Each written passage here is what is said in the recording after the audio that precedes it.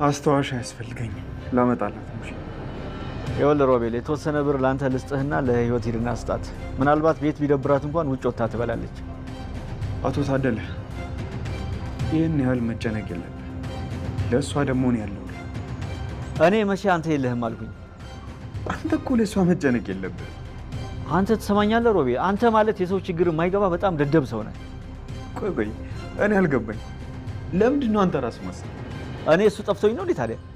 ታዲያ ካልጠፋ የደስታታ ለእሷ ደግሞ ምን ያህል እንደምትጨነቅ አሳያለሁ። ድሮም አንተን ሰው ነህ ብዬ መደወሌ የማትረባ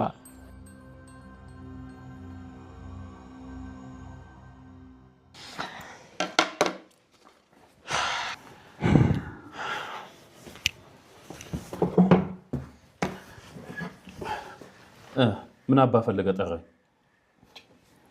አባዬ ምን ሆነ ነው?